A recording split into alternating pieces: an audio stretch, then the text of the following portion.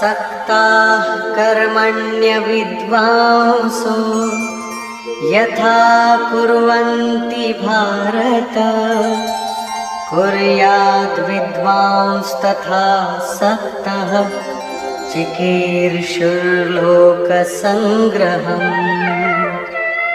हे भारत, कर्म में आसक्त हुए अज्ञानी जन जैसे कर्म करते हैं, वैसे ही अनासक्त हुआ विद्वान पूर्ण ज्ञाता भी लोक हृदय में प्रेरणा और कल्याण संग्रह चाहता हुआ कर्म करे। यज्ञ की विधि जानते और करते हुए भी हम अज्ञानी हैं। ज्ञान का अर्थ है प्रत्यक्ष जानकारी।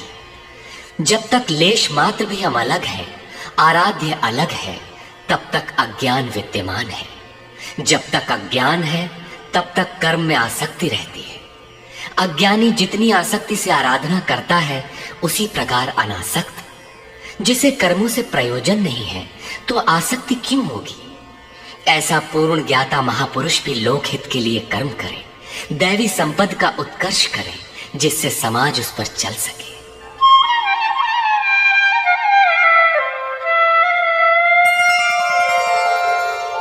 न बुद्धिभेदं जनयेत् अज्ञानां कर्मसंगिनां जोषयेत् सर्वकर्माणि विद्वान् युक्तः समाचरन्।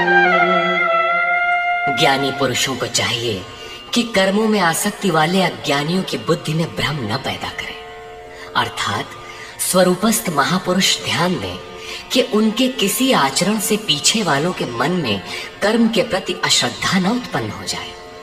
परमात्म तत्व से संयुक्त महापुरुष को भी चाहिए कि स्वयं भली प्रकार नियत कर्म करता हुआ उनसे करावे। यही कारण था कि पूज्य महाराज जी वृद्धावस्था में भी रात के 2 बजे ही उठकर बैठ जाएं, खांसने लगे। 3 बजे बोलने लगे, उठो मिट्टी के पुतलो। सब उठकर चिंतन में लग जाएं तो स्वयं थोड़ा लेट जाएं।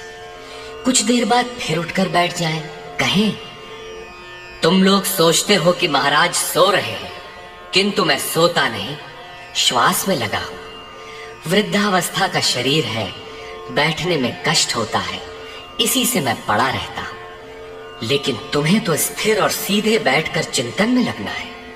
जब तक तैल धारा के सदृश श्वास की डोरी न लग जाए, क्रम न टूटे, अन्य संकल्प बीच में व्यवधान उत्पन्न न कर सके, तब तक सतत लगे रहना साधक का धर्म है। मेरी श्वास तो बांस की तरह स्थिर खड़ी है। यही कारण है कि अनुयायियों से कराने के लिए वो महापुरुष भली प्रकार कर्म में बरतता है। जिस गुण को सिखावे उसे करके दिखावे। इस प्रकार स्वरूपस्थ महापुरुष को भी चाहिए कि स्वयं कर्म करता हुआ साधकों को भी आराधना में लगाए रहे। साधक भी श्रद्धा पूर्वक आराधना में लगे, किंतु चाहे ज्ञान योगी हो अथवा समर्पण भाव वाला निष्काम कर्म योगी हो, साधक में साधना का अहंकार नहीं आना चाहिए।